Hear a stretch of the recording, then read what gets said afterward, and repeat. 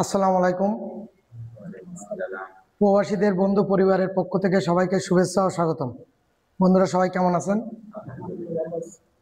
আজ আমরা গতকালকে যে বিষয়টা নিয়ে আলোচনা করেছিলাম ওইপি প্ল্যাটফর্ম নিয়ে, যে আমরা নতুন যে সিস্টেমটা আসছে তার মাধ্যম দিয়ে আমাদের গভর্নমেন্টের যে নতুন উদ্যোগ, এরপরে আর কোনো প্রবাসী ভাই যে দেশে যাচ্ছে ওই দেশে ভিসা চেক করা সংক্রান্ত ব্যাপার নিয়ে, যে আমার যে কোম্পানি সে অরিজিনাল কিনা বা সঠিক পথে আমি আগাচ্ছি কিনা, এবং রেজিস্ট্রেশন সংক্রান্ত যাবতীয় সমস্যা, অর্থাৎ বিদেশ যাওয়াটা অনেক ইজি হবে। দালালের মধ্যস্থতা বা দূরত্ব তৈরি হবে। এখন দালাল প্রয়োজন হবেই না, বা দালাল চাইলেও ঢুকতে পারবে না যদি আপনারা সচেতন থাকেন।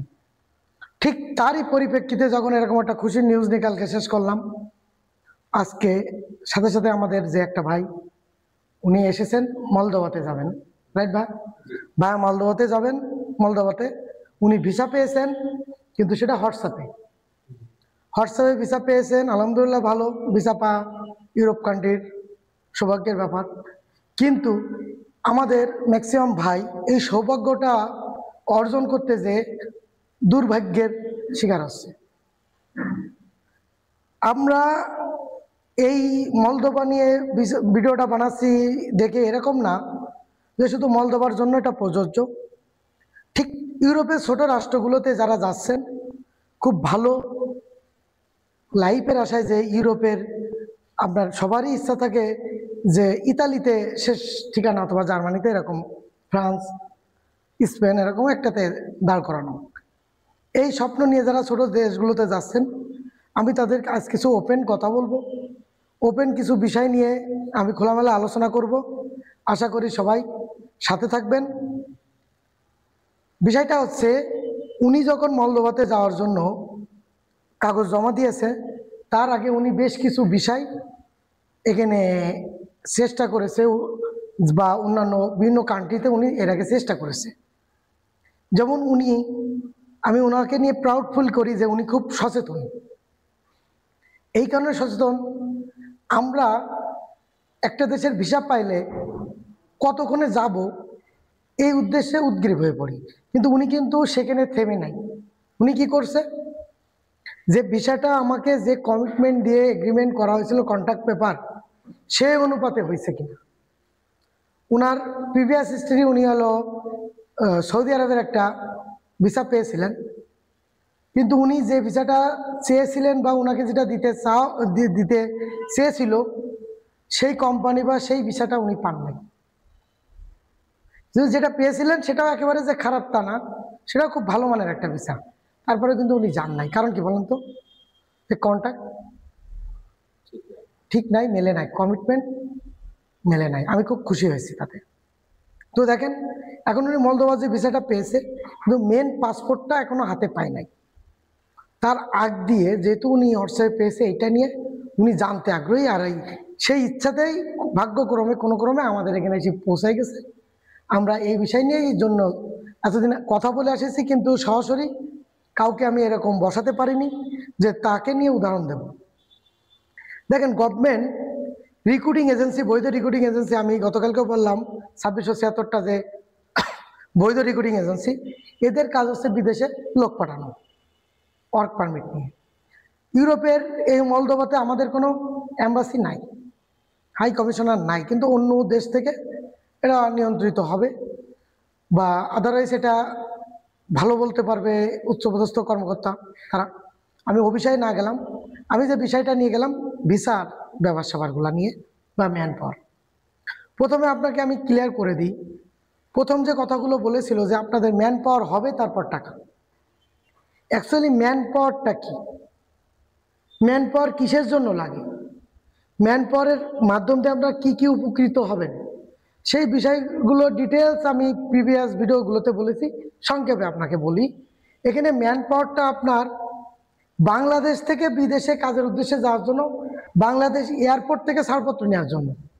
এটা ওই দেশে ঢোকার জন্য বা ওই দেশে কাজ করার জন্য কোনো কিছু না। অর্থাৎ এটার প্রয়োজন আছে আপনার ব্যক্তিগত নিজের স্বার্থের জন্য। এই ম্যান পাওয়ার না থাকলে আপনি যে সহজ শর্তে ব্যাংক ঋণ প্রবাসীদের জন্য সরকারের তরফ থেকে দেওয়া হচ্ছে, এটা আপনি পাবেন না। এটা আপনার প্রয়োজন। বিদেশে যে কোনো দুর্ঘটনার শিকার হলে বা আপনি কোনো কারণে মৃত্যুবরণ করলে যে সরকার ফ্রি লাশটা আনবে, এটা আপনি পাবেন না, এই সুযোগটা আপনি পাবেন না। আরও যে আনুষঙ্গিক যে অন্যান্য সুবিধা আছে, ওই মানে বলে শেষ করতে পারবো না, যা বিগত ভিডিওতে অনেকগুলোতে আছে, আমরা চাইলে সেগুলো দেখে নিতে পারবো, ওতে কিন্তু রয়েছে আমার বলা। তো আপনার ওই সুযোগ সুবিধাগুলো নিশ্চিত করতে পারবে সরকার যদি আপনি এই বৈধ ছাড়পত্রটা নিয়ে যান, ম্যান পাওয়ার ক্লিয়ারেন্সটা। আর এটা যদি না নিয়ে যান তাহলে আপনি এই সুযোগ সুবিধাগুলো পাবেন না, যেটা একজন রেমিটেন্স যোদ্ধার জন্য সরকার দিয়েছে। আপনি রেমিটেন্স যোদ্ধা হয়েও তা থেকে বঞ্চিত হবেন। বুঝতে পারছি ভাইরা? তো এই বিষয়টা, এই জন্য আপনার ম্যান পাওয়ার লাগবে। তাহলে বাংলাদেশ থেকে ছাড়পত্রের জন্য ম্যান পাওয়ার। এখন আপনি যেহেতু কাজ করবেন, আমরা বুঝতেছি বিষয়টা যাই হোক, এই কারণে আপনাকে ম্যান পাওয়ার সরকার দিবে। সরকারের উদ্দেশ্য তো আপনি কাজ করেন বিদেশে যে, সরকার চাবে না এদেশ থেকে যে আপনি অন্য দেশে বসবাস করেন, এদেশের ডলার অন্য দেশে নিয়ে যান, বা এদেশ থেকে আপনি টাকা কামাই অন্য দেশে পাচার করেন, এটা সরকার চাবে না। সরকার চাবে অন্য দেশ থেকে আমার ওই দক্ষ শ্রমিক যে বিদেশ থেকে অর্থ কামাই এদেশে নিয়ে আসুক। ক্লিয়ার?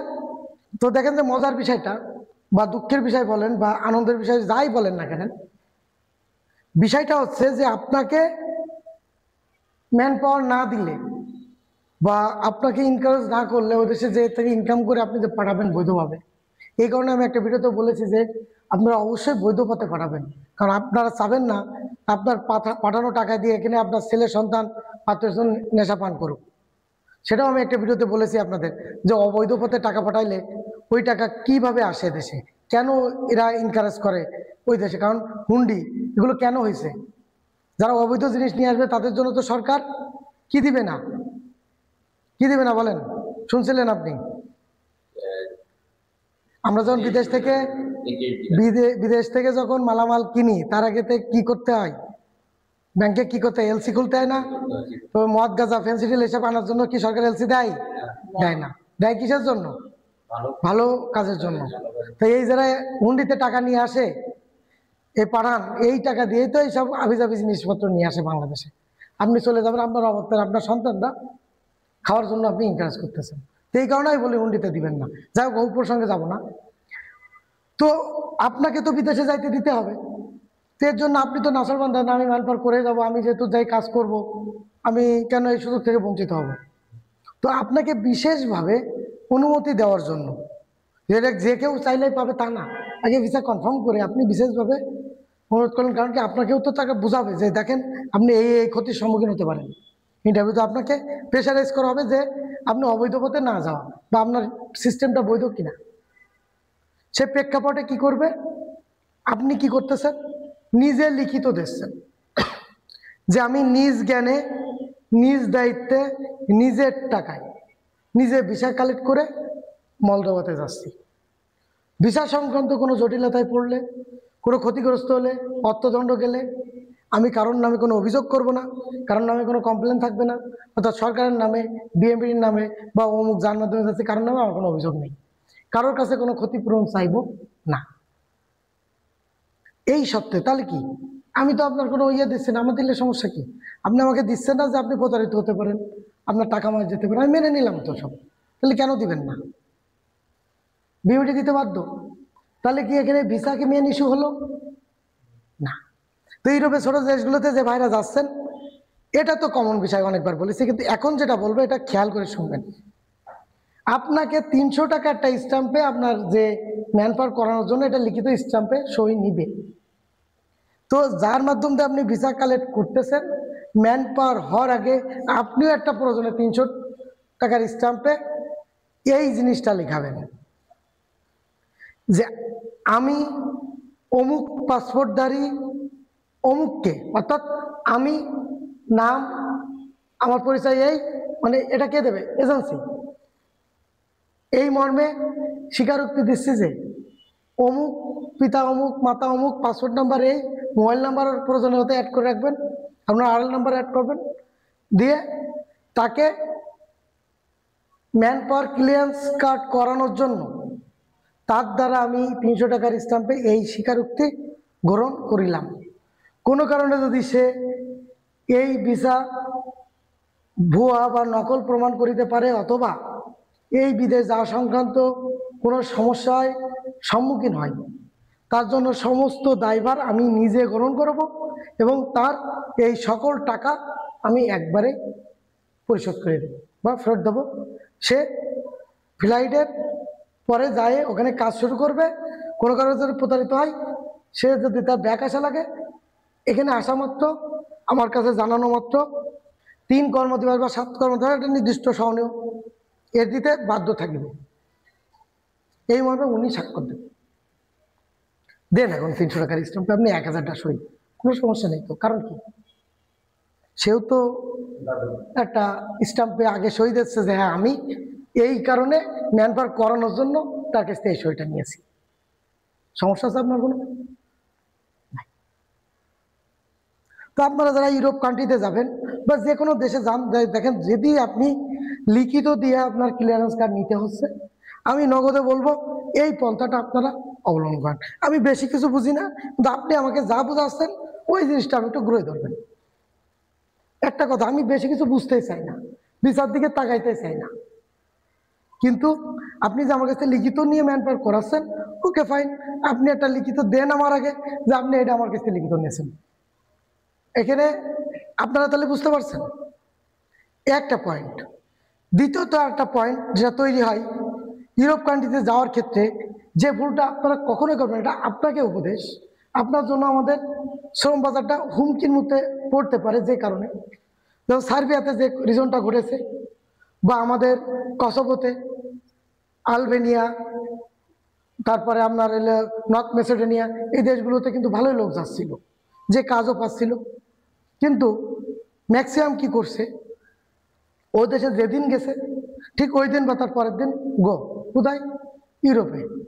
কোন দেশে? ইতালিতে। এটাও ইউরোপ, কিন্তু মেন ডেস্টিনেশন যেখানে, এটা নন সেনজেন, সেনজেনে ঢোকার জন্য বা মেন টার্গেট থাকে ইতালি। আমার কথা আছে ভাই, আপনি তো জেনে বুঝে এই দেশের ভিসাটা নিয়েছেন, মলদোভাতে যাবেন। এই ছোট রাষ্ট্রগুলোতে কিন্তু আপনার গ্রিন কার্ড পেতে বেশি সময় লাগে না, 2 বছর 3 বছর 5 বছর। আরে ভাই, দেশের স্বার্থে আপনি যেহেতু যাচ্ছেন, ওকে ইউজ করতেছেন দেশটাকে, 1টা বছর নিশ্চিত ওখানে থাকেন। যে আপনাকে নিচ্ছে সে তাহলে কি হলো, বাংলাদেশ সম্পর্কে একটা পজিটিভ মাইন্ড তার তৈরি হলো। তাহলে আরো 5টা ভাই সেখানে যেতে পারবে। কারণ কি বলেন তো, ওই দেশে যে আপনাকে সে নিয়ে যাচ্ছে, ওই দেশে একটা অডিট তো হয় যে আপনার কোম্পানিতে অমুক দেশ থেকে একজন নিয়ে আসছেন, তার কি অবস্থা দেখি, তার পোর্টফোলিও সবকিছু। অডিটে যাই দেখে সে নাই, তাকে শো করতে পারছে না, কারণ ওই কোম্পানি কেস খাচ্ছে, ওই কোম্পানির লাইসেন্সও বাতিল হয়ে যেতে পারে। ও যদি সে অন্য দেশের নাগরিক হয়, তো নাগরিকত্বও বাতিল হয়ে যেতে পারে ক্রাইমের জন্য। তো আপনি তাকে বিবাদে ফেলাচ্ছেন না। আবার আমাদের একটা কি শ্রম বাজারের একটা ব্যাপক সফলতা, বা আমাদের ব্যাপক একটা যে আগ্রহের জায়গা তৈরি হয়েছে, বা একটা ক্ষেত্র তৈরি হয়েছে যে শ্রমিক রপ্তানির জন্য, সেই জিনিসটাও আপনার জন্য কিন্তু নষ্ট হয়ে যাচ্ছে। পরবর্তীতে ওরা না, এই দেশের লোক ম্যাক্সিমাম সব টাউট বাটপার, কারণ তারা এসে বাটপারি করে এদিক ওদিক চলে যায়। এরা আমাদের এই দেশটাকে একটা মানে মানব পাচারের ক্ষেত্র হিসেবে ব্যবহার করতেছে। অর্থাৎ এই দেশ থেকে আর কোনো কার্যক্রম চালানো যাবে না। এখন তাহলে যারা ভালো সৎ পথে ওই দেশে থাকার উদ্দেশ্যেও যাইতে চাচ্ছে, তারা কিন্তু থাকতে পারতেছে না। আবার একটা কোম্পানি, তারা আগ্রহে 20 জনের জন্য একটা কোম্পানি খুলে নিয়েছে, বা একটা শপ খুলে নিয়েছে, এটা ব্যবসা খুলে নিয়েছে। আপনাদের 20 জন নিয়ে গেল, এর ভিতর 15 জন নাই হয়ে গেছেন। ওই 5 জন নিয়ে তো ওটা চালাইতে পারবে না। আলটিমেটলি ওই 5 জনকেও রাখা তখন টাফ হয়ে যাচ্ছে। তাহলে যে 5 জন সৎ উদ্দেশ্যে গেছিল, আপনার মতো অতিরিক্ত লোভী কারণে ওই 5 জনও কিন্তু সৎ মানসিকতা নিয়েও প্রতারিত হচ্ছে। তারপরে আমি রিকোয়েস্ট করবো, আপনারা যদি সৎ মন নিয়ে যাচ্ছেন, আপনারা মাটি কামড়াই করবেন যে ভাই আমার বেতন দেন না দেন, আমি অদা করে আইছি, আমি 1 বছর আপনার এখানে থাকবো, তাই আপনি পেটে ভাতে রাখেন, আর যা রাখেন এখন রাখেন, অথবা আপনি আবার আমার জন্য কাজ ব্যবস্থা করেন, আমি সেই কাজ করবো। এটা আপনার কাছে আমার রিকোয়েস্ট থাকলো যে ভাই, যারা নেক্সট টাইম যাবেন বিদেশ বা ছোট এই দেশগুলোতে, তাদের সবার কাছে রিকোয়েস্ট থাকলো এটা করবেন। পাশাপাশি এই কারণে যেহেতু থাকে না, এর ফলে এই যে ট্রাভেল এজেন্সিগুলো বলেন, তারা কি করতে পারে, রেকর্ডিং এজেন্সি হতে পারে, বলতে পারেন আপনার, তারা আপনার কাছ থেকে এখন একটা জামানত সহ একটা চেক অথবা একটা লিখিত নিয়ে নিচ্ছে যে আমি 1 বছরের আগে এই দেশ থেকে ওই দেশে যাব না বা অন্য কোনো রাষ্ট্রে যাব না, গেলে এই টাকাটা আমি ক্ষতিপূরণ হিসেবে দেব। ভালো কথা। আপনি অবশ্যই সে জামানতটা দিবেন, অবশ্যই সই দিবেন, তার দেখানো পথে আপনি আবার হাঁটবেন। আর আপনাকে বলতেছে আপনি আবার এরকম যদি কোনো কিছু চাই, সেক্ষেত্রে যেটা করবেন, তাকে সেম একটা স্টাম্প ধরাই দেবেন যে আমি অমুক এজেন্সি, অমুক ট্রাভেল এজেন্সি, অনেক অমুক রিক্রুটিং এজেন্সি, অমুক দালাল, অমুক মামা, অমুক খালু, অমুকের দ্বারা অমুক দেশে যাচ্ছি, অমুক ভিসা নাম্বার এত এত সব কিছু এই, এবং যাওয়ার পথে আমি যেন ওই দেশে 1 বছর থাকি, এই জন্য তিনি গ্যারান্টি হিসেবে এই জিনিসগুলো দিচ্ছে।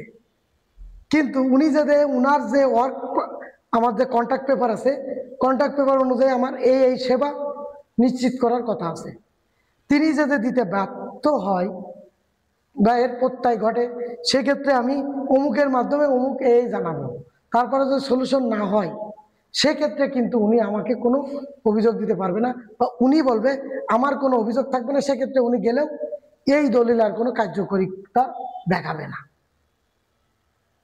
আমার পয়েন্টটা কি বুঝতে পারছেন? এখন কি লিখতে পারবেন না এই জিনিসটা? আরেকবার বলতেছি, আপনি তাকে একটা দলিল বা স্ট্যাম্পে লিখিত সই দিচ্ছেন, 10 লক্ষ টাকার একটা চেক সহ, 1 বছর কমপক্ষে দেশে থাকতে হবে, ওকে ফাইন। এর এগেনস্টে আপনি এখন যেহেতু ও দিল প্যাস, এবার আপনি প্যাসটা খোলাই দেন, ওকে ফাইন, আপনি আমাকে তাহলে লিখিত দেন, আমি এই দিয়ে দিচ্ছি, আগে লিখিত দেন কি আমি অমুককে এই দেশে পাঠাচ্ছি, সে 1 বছরের ভিতরে এই দেশ থেকে অন্য কোনো দেশে যেতে পারবে না, এই মর্মে আমার কাছে এই জিনিসগুলো জমা রেখে গেল বা জামানত দিয়ে গেল, এই মর্মে সে স্বাক্ষর দিয়ে গেল, আমি তাকে নিশ্চয়তা দিয়েছি এই কাজ দেব, এই বেতন, এই সুযোগ সুবিধাগুলো সে পাবে। কোনো কারণে যদি আমরা সেটা নিশ্চিত করতে ব্যর্থ হই, তাহলে সে অমুক মাধ্যম থেকে অমুক অমুক জায়গায় জানাবে, তারা এসে আমাদের অফিসে প্রুফ সহ জানালে আমি এই জিনিসগুলো দিয়ে দিতে বাধ্য হব, এবং সে এই দেশ থেকে ওই দেশে বা তার ইচ্ছা খুশি মতো যে কোনো ডিসিশন অভিযোগ থাকবে না। আপনি ওটাও লিখিত দেন না, সমস্যা কি? তার বাপরে তো আপনি নিয়ে আসেন, অর্থাৎ যে কয়টা আপনি লিখিত দেবেন সব কয়টার এগেনস্টে পাল্টা লিখিত নিতে হবে। আপনি দেন তাহলে আমি দেবো না, আপনি দেবেন না আমি দেবো কেন? আপনি যদি ব্ল্যাকমেল করেন, আপনি তো যুধিষ্ঠি না। আপনি যদি যুধিষ্ঠি হতেন, ওই দেশ থেকে ভিসা লাগছে, পাসপোর্টটা মেন পাসপোর্ট আগে আমাকে ফিক্কে দিয়ে দিতেন, আমি লোক নিয়ে গেছি চেক করার জন্য, ওই ভাই একজনকে নিয়ে গেছিলেন যে ভিসাটা যেহেতু তাকে হোয়াটসঅ্যাপে দেওয়া হয়েছে, পাসপোর্টটা চলে এসেছে, পাসপোর্টটা তাকে দেখানোর কথা, তিনি ন্যূনতম কিছু বোঝে কিনা, তো তিনি সময় দিয়েছেন, তার সাথে গিয়েছেন, যাওয়ার পরে কিন্তু তারা বলছে না পাসপোর্টটা আমার কাছে নাই, অমুক জায়গায় আছে যার মাধ্যমে দেশে করাইছে, তার মানে হাত বদল হচ্ছে, অবিশ্বাসের জায়গাটা তত বেশি বাড়ে। ঠিক যতটা বিশ্বাসের জায়গা থাকে, অবিশ্বাসের জায়গাটাও কিন্তু বাড়ে। এই কারণে কমিটমেন্ট, কথা কাজে ঠিক থাকতে হবে। একটু দেখালে কি হতো, ও কি চলে যেত, ওতে দেখে তো সবই যে সঠিক হবে, তাহলে কেন দেখানো হবে না? যে কালকে বিএমটি করার সময় ওখান থেকে দেখতে পাবে, বিএমটি অফিসে ঢুকবে, এরপরে বলবে কি যে ঠিক না থাকলে তো ভিসা হতো না বা ম্যান পাওয়ার হতো না, বিএমটি কি ভুয়া ইয়েতে দেয়। কিন্তু আমি সেটা আপনাদেরকে ক্লিয়ার করে দিলাম যে এই কারণে বিএমটি দিবে। অর্থাৎ সবাই সাবধান হয়ে যান, যারা ভিজিট বিষয়ে যাচ্ছেন বা আদারওয়াইজ বুঝতেছেন না যে বিষয়টা অরিজিনাল না, আপনাকে হয়তো ওই দেশে ঢুকে যাচ্ছে, তারপরে প্রতারিত হচ্ছেন, বা আপনি ভিজিট বিষয়ে চলে আসছেন, ভাবছেন অর পারমিট নিয়ে যাচ্ছেন।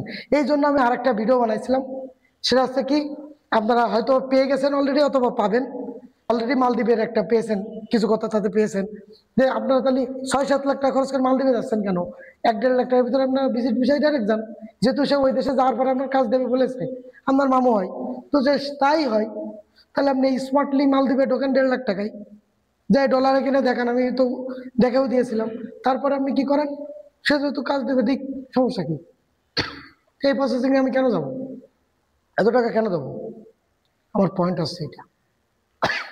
এবার আসেন যে মালদোবার ক্ষেত্রে ভাই তাহলে এখন কি করবে? উনি তো কোনো মেন পাসপোর্ট দেখতে পারে না যে স্টিকারটা অরিজিনাল না নকল। তো এই ক্ষেত্রে আপনাকে কিছু টাকা দেওয়া লাগবে তাদের, তারা ভিসা লাগাইছে বা আদারওয়াইজ ম্যান পাওয়ার করতে দেবে। তো আপনার কোন নিশ্চয়তায় ওনারা আবার বা এত দূর আসবে? এক্ষেত্রে তারা যদি টাকা চায়, প্রথমত যে প্রশ্নটা করতে হবে, আপনার যখন কন্ট্রাক্ট পেপারে সাইন করবেন বা করেছেন, বা ভবিষ্যতে যারা যাবেন বিদেশে তারা যখন কন্ট্রাক্ট পেপারে সাইন করবেন, অবশ্যই আলোচনা যদি 20 মিনিট ধরে শোনেন, কন্ট্রাক্ট পেপারটা 20 দুগুণে 40 মিনিট পড়বেন। কি কি আছে পাই টু পাই বুঝবেন। বুঝার পরে কোনো পয়েন্টটা উজ্জ্বল রাখা হয়েছে কিনা বা আপনি স্পষ্ট বুঝতেছেন কিনা তার ব্যাখ্যাটা নেবেন। প্রয়োজনে ওইটা আমাদের সাথেও যোগাযোগ করতে পারেন, বা অন্যান্য সরকারি বিভিন্ন অফিস রয়েছে, জেলা কর্মসংস্থান ও জনশক্তি অফিস প্রত্যেকটা জেলায়। এছাড়া সরকার আপনারা যেন এই প্রতারিত না হন এজন্য ওইপি সিস্টেম তো চালু করেছেই। ওখান থেকেও আপনারা ইজিলি এটা বুঝতে পারবেন যে আপনার নিয়োগকর্তা কে, আর আপনি যাচ্ছেন নিয়োগকর্তার ডিটেলস এখানে আছে কিনা, এবং ওই নিয়োগকর্তার সঙ্গে আপনি আবার সরাসরি কন্ট্যাক্ট করার অপশন পাচ্ছেন কিনা বা করে নেবেন যে হ্যাঁ উনি আপনাকে বাংলাদেশ থেকে নিতে চাইছেন। তারপরে প্রসেসিংটা লিগ্যাল হইতে আছে কিনা, যে ধাপগুলো পর্যায়ক্রমে স্টেপ বাই স্টেপ ঠিক মতো চলেছে কিনা, রাইট। আর কি করতে হবে আমাদের, যে এখন যেহেতু ওই ভাইয়ের ক্ষেত্রে কি আসবে, নতুনদের ক্ষেত্রে তো বললাম ইজিলি আপনারা এখান থেকে ক্রস চেক করতে পারবেন। ভাইয়ের ক্ষেত্রে যেটা আসবে, ভাই তো অলরেডি ভিসা হাতে পেয়ে গিয়েছে, এটা অরিজিনাল কি নকল সেটা তাকে বের করতে হবে। যেহেতু সিস্টেমে উনি লক হয়ে গেছে, পাসপোর্টটা পাচ্ছে না। এখন উনি যাতে টাকা দেয় বা আপনারা যাতে টাকা দেন, অবশ্যই কোনো আরএলদারি বৈধ রিক্রুটিং এজেন্সি বলতে হবে তাদের আন্ডার দিয়ে আপনি ম্যান পাওয়ার করান, তাদের আন্ডার দিয়ে বা তাদের রেফারেন্স টেনে আপনি ম্যান পাওয়ার করান। আমি এই যত টাকা পয়সা আছে সব তাদের যে আরএলদারি বা সরকারি হিসাব মোতাবেক যেটা বৈধ অ্যাকাউন্ট, সে অ্যাকাউন্টে আমি টাকাটা জমা দেব। অর্থাৎ আপনি কোনো ক্যাশ টাকা বিকাশে কোনোভাবে যত ভালো সম্পর্ক হোক, আপন বা আপন যদি নিয়ে যায়, ক্লিয়ার কাট তার আরএল আছে কিনা, অর্থাৎ বৈধ রিক্রুটিং এজেন্সি কি না। যদি থাকে, যদি সে আপনি ট্রাভেল এজেন্সি হয় বা কোনো দালাল হয়, ওকে ফাইন, সরকার বলেছে এদের মাধ্যম দিয়ে বিদেশ যেতে, এবং আপনি বৈধ পথে আমাকে পাঠাতে চাইছেন, কিন্তু আপনার তো কোনো আরএল নাই, বা আপনি কোনো আরএলদারি রিক্রুটিং এজেন্সির মাধ্যমে আমার ভিসা করার নাই, তো আমি কেন বিশ্বাস করতে যাব, যেহেতু আমি ওয়ার্ক পারমিট নিয়ে ওয়ার্কিং ভিসায় যাচ্ছি। অতএব আপনি আমার ম্যান পাওয়ার করার জন্য যে কোনো একটা আরএলদারি রিক্রুটিং এজেন্সি নিয়ে আসেন। আপনার যত টাকা আমি সব তার যে বৈধ অ্যাকাউন্ট নাম্বার আছে গভর্নমেন্টের হিসাব মোতাবেক, ওই অ্যাকাউন্টে আমি সমস্ত টাকাটা দেব, উনি ওনার কাছ থেকে আপনি নিন। আপনি যেহেতু সব, আমার ভিসা চেক করার তো দরকারই নাই, আমি যে দিচ্ছি, এবং তার ওনার প্যাডে আমি একটা লিখিত নেব যে আমি টোটাল অমুকের কাছ থেকে অমুক দেশে পাঠানোর পারপাস এত টাকা গ্রহণ করিলাম, স্বাক্ষর সিল, বাস। এরপরে যদি কি হয়, আপনার কোনো কারণে আপনি প্রতারিত হন, কোনো টেনশন নেই, জেলা কর্মসংস্থান ও জনশক্তি অফিস প্রতিটা জেলায় আছে আপনার, অথবা বিএমইডি অথবা মন্ত্রণালয়, সেখানে একটা ওই ডকুমেন্ট স্বরূপ এই তথ্যসমূহ আপনি একটা অভিযোগ দাখিল করবেন। সেই অভিযোগেও কি লেখা থাকতে পারে কি, তার জন্য গভর্নমেন্ট আবার অনলাইনে তার ডেমো দিয়ে দিয়েছে, সেটাও একটা ভিডিওতে কিন্তু আমি বলেছি, মনে আছে কিনা আপনারা প্রয়োজনে সেটাও দেখে নিতে পারেন, আমার ভিডিওর ভিতরে আছে, যে এর কারণে এইটা ফরম্যাট আকারে বানাই দেওয়া আছে আপনাদের সুবিধার্থে। মৃত ফাইলের জন্য কেমন ভাই লিখতে হবে, কি ভাই কোনটার জন্য কি কি করতে হবে, এটা বলেছি না, বুঝতে পারছেন? তাহলে প্রতারক যত বড় প্রতারক করুক না কেন, আপনি তার পিস পিস যাবেন, আগে ওটার দরকার নেই। ঠিক ওর প্রতারণা শেষ, ওটার আবার ঘেরবেন। ঘেরবেন কিভাবে? এই যে কথার প্যাসেই ডকুমেন্টস নিয়ে। এখন ও যত বড়ই শেয়ানা হোক না কেন, যত বড় চালাক হোক না কেন, গভর্নমেন্ট যে অনুমোদিত আরএলদারি কোনো রিক্রুটিং এর আন্ডারে যদিও টাকাটা রিসিভ করে, ওই রিক্রুটিং এজেন্সি যদি আপনার তার প্যাডে স্বীকারোক্তি দেয়, কোনো সমস্যাই নেই, আপনি দিবেন, প্রয়োজনে ক্ষতিপূরণ সহ তার কাছে চাপ দিয়ে উঠানো যাবে। এবং আপনি এই যে এভিডেন্সগুলা যখন কথা বলতেছেন, তার অনুমতি সাপেক্ষে প্রয়োজনে রেকর্ডিং করবেন, চুরি করে না, যে আমরা এটা করতেছি তো একটা সৎ কাজ, ভালো কাজ, ভালো নিয়েতে আসেন, এটা একটা ক্যামেরা বন্দি করে রাখি, আমি তো বাটপারি করতেছেন না, চুরি করতেছেন না, মহৎ উদ্দেশ্য সেবা যাচ্ছেন। আপনি নাগরিক সেবা দেবেন দেখেই আপনাকে এই লাইসেন্স দেওয়া হয়েছে, তো সমস্যা কি? যে পরবর্তীতে আপনি বলতে পারেন যে আমাকে জোর করে করানো হয়েছে বা আমি রাজি ছিলাম না। কোন অভিযোগ করতেছেন ডিটেলস রাখেন, সাক্ষী রাখেন। কারণ কি 1-2 টাকার মামলা তো না। আপনি আপনার জীবনের যত অর্জন, যত উপার্জন সবকিছু মিলাই আরো একটু ভালো লাভের, ভালো থাকার আশায় একটা ভালো দেশে যাওয়ার জন্য প্ল্যান করতেছেন বা এখানে কর্ম পাচ্ছেন না, শেষ সম্বল পর্যন্ত অনেকে বিক্রি করে বিদেশ যাচ্ছেন। দালালকে বিশ্বাস করতেছেন, দালালের খপ্পরে পড়তেছেন, কিন্তু বিদেশ যাওয়া হচ্ছে না। এবার এলাকায়ও থাকতে পারছেন না, কারণ ওই সবকিছু বিক্রি করে টাকা দেওয়ার পরেও যে 50,000 টাকা শর্ট পড়ে গেছিল, অমুকের কাছ থেকে সুদে নিয়েছেন। কারণ আপনি জানেনও না আপনার যাওয়াটা যেন স্মুথ হয়, তার জন্য সরকার আপনাকে আবার লোনের ব্যবস্থা করেছে। সেটা কিভাবে করতে হবে? বৈধ পথে বিদেশ যেতে হবে, এবং যখন আপনি man power clearance card complete করতে পারবেন তারপরে যে এই লোনটা পাবেন, সেটাও আপনাকে আমি বলেছি, আপনাদেরকেও বলেছি যে এই সুযোগ সুবিধাটা আছে। এবং আমিও চেষ্টা করি আপনাদের সঠিক ওয়েতে অ্যাপ্লিকেশনটা করানো। তো যাই হোক, যে এই যে বিষয়টা আপনি এখন আমার কাছে আসলেন, যে আপনাকে উনি যত যাই প্যাচ দিক না কেন, আমি যে 3টা পয়েন্ট ধরাই দিলাম ম্যান পাওয়ার করার জন্য, এগেনস্ট একটা ডিট, যাওয়ার সময় এক্সট্রা একটা ডিট, টাকা লেনদেনের সময় এই পয়েন্টটা, উনি নকল দিক যা দিক আপনি সবই মাথার থেকে জেরে গেছে ফেলাই দেন। এই সত্ত্বে যদি রাজি হয়, ওকে ফাইন, আমার কোনো আপত্তি নেই। তারপরেও যদি না হয়, আমরা সর্বোচ্চ দিয়ে চেষ্টা করব, কিন্তু আপনি এই 3টা পয়েন্টের বাইরে যাবেন না। বন্ধুরা, আপনারাও যারা সরাসরি কথা বলতে পারেন না বা লজ্জা পান, মানসিকতায় ভোগেন যে উনি আমার জন্য এত বড় একটা কাজ করলো, বিষয় নিয়ে দিল, আমি কেমনে এই কথাটা ওনাকে বলি, উনি যে মাইন্ড খাই। ভাই, আপনি তো 2 টাকা কম দেন, তো উনি তো আমাকে, আমি একটা দালাল বাটপার হয়েও আমাকে বিশ্বাস করলো, ওই 2 নম্বর ভিসা দিচ্ছি তারপরেও বিশ্বাস করলো, তাহলে আমি কেমনে ওরে আমি এটা হলো চাই, এই বিষয়টা কিভাবে চাই, এই বিদেশ যাচ্ছে এখন কিভাবে 10 লাখ টাকার গ্যারান্টারিটা আমি চাই। তো আমি ভাইয়ের ভিসাটা দেখেছি, মোটামুটি ভিসাটা একটা অরিজিনাল ভিসা যেমন হয় তার কাছাকাছি প্রায় ম্যাক্সিমাম সবই তার ভিতর আছে, কিন্তু অরিজিনাল পাসপোর্টে এই যে আপনার ইউরোপের যে ছোট রাষ্ট্রগুলো, এই রাষ্ট্রের কোনোটাতেই ই ভিসা আজ পর্যন্ত হয়নি। মলদোভা, তারপরে আপনার Congo, North Macedonia, Cyprus, Serbia, এই ইউরোপের যে এইসব দেশগুলোতে কোনোটাতেই কোনো ই ভিসা নেই। যেমন আপনার হলো বেলারুশ, কোনোটাতেই ই ভিসা নাই। একটা আছে কি, কিছু কিছু রাষ্ট্রে আপনি ইমার্জেন্সি সিচুয়েশনে হাই প্রবলেম অনলাইনে অ্যাপ্লিকেশন করা যায়। আমি যেহেতু ভিসা প্রসেসিং অনেকদিন, ইমার্জেন্সি কোনো একটা প্রোগ্রামে যাবো বা কোনো বিজনেস, আমি আপনার দেশে এতদিনের জন্য একটু ঢুকতে চাই আর ব্যাক হয়ে চলে আসবো। তাই ছাড়া কিন্তু বেলারুশেও যারা ওয়ার্ক পারমিট নিয়ে যাবে তাদের স্টাম্পিং বিষয় আমি সেভারাল টাইম বলেছি। বেলারুশে যারা যায় সবাইকে বলি, কেউ আমার কথা কিন্তু বিশ্বাস করে না। কারণ কি, আমি তো অত ভালো করে সুন্দর করে বয়ান দিয়ে মিষ্টি মধুর কথা বলবো না যে সকালে ঘুম থেকে উঠেই আরে বিদেশ কোনো ব্যাপার, দুপুরেই তো ফ্লাইট, আসেন টাকা দেন। কারণ আমি আপনারা যে ফ্রি ফ্রি বক্তব্য নিচ্ছেন, তো আমি তো কোনো পেমেন্ট নিচ্ছি না, কোনো অর্থ নিচ্ছি না, এক্সট্রা কোনো টাকা নিচ্ছি না, ফলে তো আমার কিসের জন্য আমি করতেছি।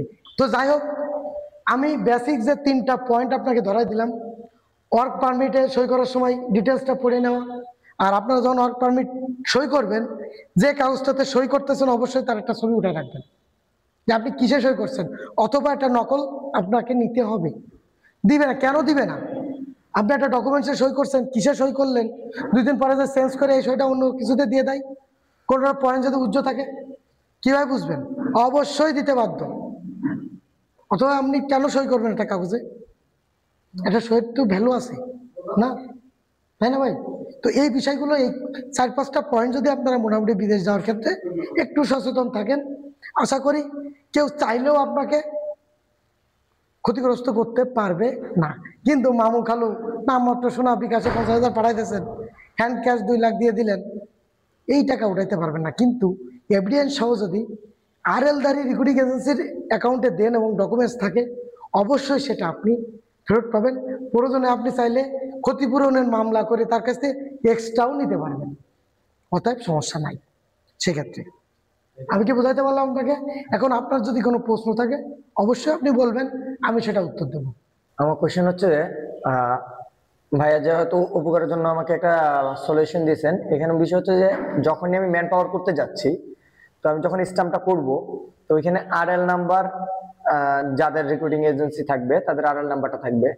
তো আমি তো ওই রিক্রুটিং এজেন্সির মাধ্যমে মানে সরাসরি যেতে পারিনি, তো আমি একজনের মাধ্যমে ওই পর্যন্ত গেছি। তো ওই রিক্রুটিং এজেন্সিতে যে আমি স্ট্যাম্পটা করব ওদের এগেনস্টে, তো ওই রিক্রুটিং এজেন্সি ওইখানে সিগনেচার করবে নাকি আমি যার মাধ্যমে গেছি সে সিগনেচার করবে?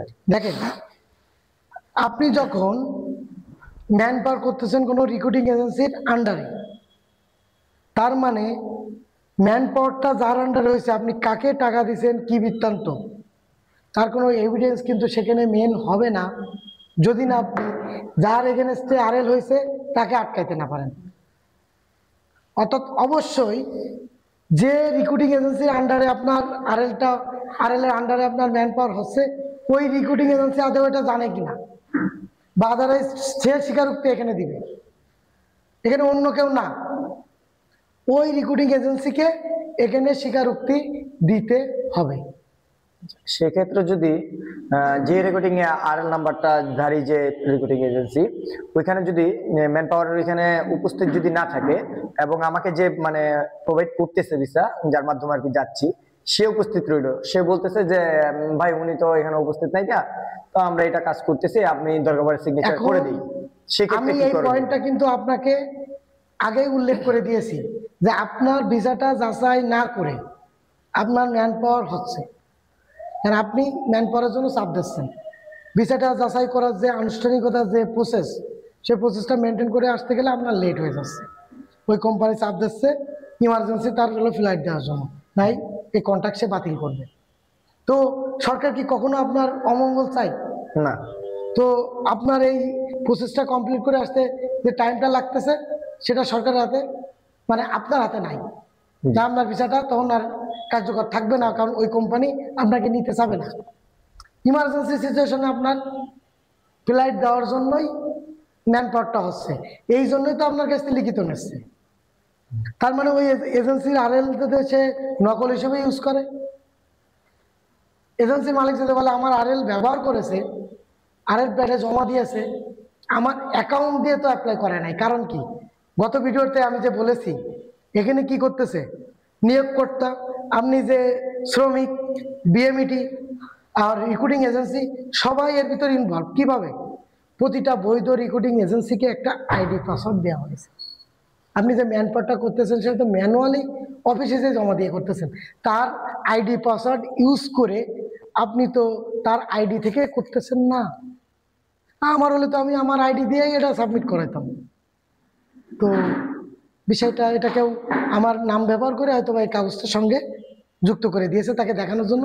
কারণ আপনার ম্যান পাওয়ারটা করার জন্য ওই রিক্রুটিং এজেন্সির ডকুমেন্টস ওই ফাইলে থাকাটা জরুরি না, এবং আপনার সই নেওয়ার জন্য একজন রিক্রুটিং এজেন্সির ফাইল দেখালো, সাবমিটের সময় ওটা সরাই দিল, আপনি কি দেখেছেন? তাহলে ইজিলি আপনাকে ওভারলুক করাইতে পারে, রাইট? এই জন্য যারই এজেন্সির আন্ডারে আপনার আনিছে, ভাই যেহেতু আনিছেন তাহলে সে জানে, তাহলে অবশ্যই তার সামনে যে আমি এটা করে নিতে চাই, তখনই যদি তারা বলে না না না এটা করা যাবে না, কেন যাবে না, আপনি উল্টো ধরতে পারবেন। যদি আপনার কোনো পজিটিভ, আমি যে পয়েন্টগুলো ধরাই দিলাম, এর কোনো একটাতে যদি তারা ভেটো দিতে চাই, অবশ্যই আপনি ভেটো দেবেন। যেহেতু এখন টাকা দিতে হবে আপনার, টাকা নেবে তারা ভিসা লাগাই নিয়ে আসে, আপনার যতটুকু জ্বালা বিদেশে যাওয়া, তাদেরও তো কিছুটা জ্বালা আছে আপনাকে পাঠানো, কারণ তাদেরও তো ইনভেস্ট হয়েছে, তারা এত পরিশ্রম এত মেহনত করেছে আপনাকে পাঠানোর জন্য, রাইট? পয়েন্টটা বুঝতে পারছেন? তাহলে আর আপনার জন্য আমি অ্যাক্সেস দিয়ে দিলাম, আপনার ম্যান পাওয়ার ভাই যাওয়ার আগ পর্যন্ত 4 দিন 24 ঘন্টা যখন খুশি আমাকে ফোন দেবেন কোনো একটা প্রশ্নের প্রেক্ষাপটে।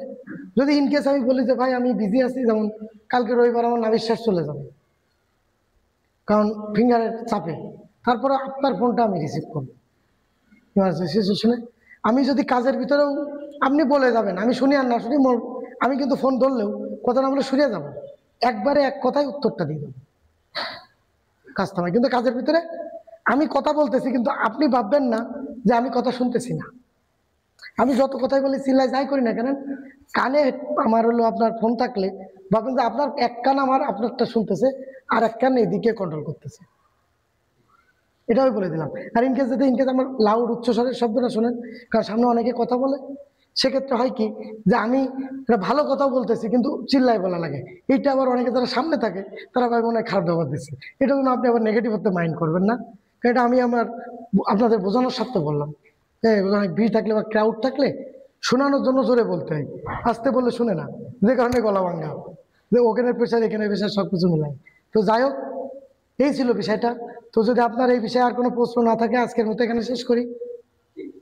তো বন্ধুরা, আজকের মতো এখানে বিদায় নিচ্ছি। আপনারা যারা ইউরোপে যাওয়ার ক্ষেত্রে, ইউরোপে যাওয়ার জন্য স্বপ্ন দেখতেছেন, বিদেশে যাওয়ার সময়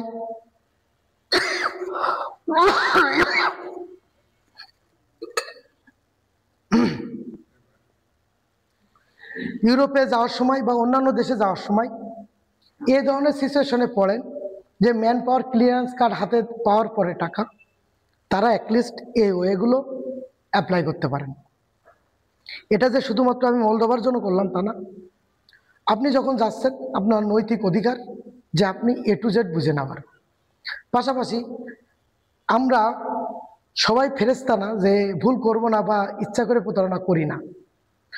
আমরা চেষ্টা করব সবসময় বিদেশে যাওয়ার ক্ষেত্রে বৈধ আরএলধারী রিক্রুটিং এজেন্সির সঙ্গে যাওয়া, কথা বলার, লেনদেন করার, তাহলে প্রতারণা হবে না। এছাড়া আর যারাই আসুক না কেন, যদি স্বয়ং ফেরেশতাও এসে আপনাকে বিদেশে পাঠাতে চাই, আপনি এই বেসিক পয়েন্টগুলো অবশ্যই আপনার আলোচনার ভিতর রাখবেন। আর যখনই কোনো পেপারে সই করতেছেন, আমি বিনীত অনুরোধ করব, আপনি লেখাপড়া নাও জানতে পারেন, একাডেমিক শিক্ষায় আপনি শিক্ষিত না হতে পারেন, আপনি স্বশিক্ষায় শিক্ষিত থাকতে পারেন, অ্যাটলিস্ট লেখাপড়া জানে এমন একজনকে পাশে নেবেন, পড়াবেন, শুনবেন, তারপরে বুঝবেন। সে বললে হ্যাঁ ঠিক আছে সব কিছু, সমস্যা সই করে দাও, নো নেভার। সে পড়ে দেবে, আপনি শুনবেন, না বুঝলে বুঝতে চাবেন, দেন স্বাক্ষর করবেন। আর যখনই কোনো স্বাক্ষর, যেমন আমি বলেছি কোনো জায়গায় অ্যাপ্লিকেশন দিলে 2 কপি, ওখানে যে দিয়েছেন তার একটা স্বাক্ষর নিয়ে নেবেন। সেমভাবে কখনো যদি কোনো জায়গায় স্বাক্ষর আপনি দেন, তার একটা ডকুমেন্টস, এবং তারাও যে স্বাক্ষর, তাদেরও একটা স্বাক্ষর নিয়ে ডকুমেন্টস নিয়ে নেবেন। শুধু আপনার স্বাক্ষর থাকলে হবে না, সেক্ষেত্রে তাদেরও, যে আমার কাগজে আমি দিলাম, আপনিও একটা এখানে হ্যাঁ এই কাগজটা আমাকে ব্যাক দিচ্ছেন বা আমাকে এভিডেন্স হিসেবে দিচ্ছেন, অথবা ওখানে ওটা লিখিত নিয়ে নেবেন, আমি ওর এই পয়েন্টের পরিপ্রেক্ষিতে ঠিক আছে যে তাদের কিছু রেস্ট্রিকশন আছে, ওই কোম্পানির পেপারে এগুলো দেওয়া যাবে না, বাইরে নকল পেপার তৈরি হতে পারে। ওকে ফাইন, তাহলে আপনি বেসিক যে পয়েন্টগুলো নিয়ে আমাকে স্বাক্ষরটা নিচ্ছেন কন্ট্যাক্ট পেপারের, ওই বেসিকগুলো কপি করে একটা সাদা কাগজে বা আপনার প্যাডে নিয়ে আসেন। নিয়ে এসে সেখানে আপনি যে স্বাক্ষর নিয়েছেন এর এগেনস্টে আমার একটা লিখিত দেন, সিলসই সহ। ফাইন, এই 4টা পেপার আপনি নিয়ে রাখেন না, সমস্যা কি? দেখি কে আপনাকে প্রতারণা করে, কে আপনার সাথে প্রতারণা করে। আর ডকুমেন্টস এভিডেন্স ছাড়া, আরএলধারী রিক্রুটিং এজেন্সির অ্যাকাউন্ট নাম্বার ছাড়া, তার কোনো পাবলিক বা ব্যক্তিগত অ্যাকাউন্ট না, তার আরএলধারী রিক্রুটিং এজেন্সির কোম্পানির যে অ্যাকাউন্ট নাম্বার, এজেন্সির যে অ্যাকাউন্ট নাম্বার, সেই অ্যাকাউন্ট নাম্বারে, তার ব্যক্তিগত নাম্বার দিলেও না, কিন্তু অ্যাকাউন্ট নাম্বার না, তার যে অ্যাকাউন্ট নাম্বার সেটা না, তার প্রতিষ্ঠানের যে অ্যাকাউন্ট নাম্বার, এই অ্যাকাউন্ট নাম্বারে টাকাটা দিবেন এবং যে দেশের যে জমাদানের স্লিপ রাখবেন। ইনশাল্লাহ আশা করি আপনারা প্রতারিত হবেন না। তারপরেও চেষ্টা করবেন নিজ দায়িত্বে, আমার কথার বাইরেও যদি আরও কিছু সতর্কতা অবলম্বন করা যায় অবশ্যই সেগুলো করবেন। সবাই ভালো থাকেন, সুস্থ থাকেন। আসসালামু আলাইকুম।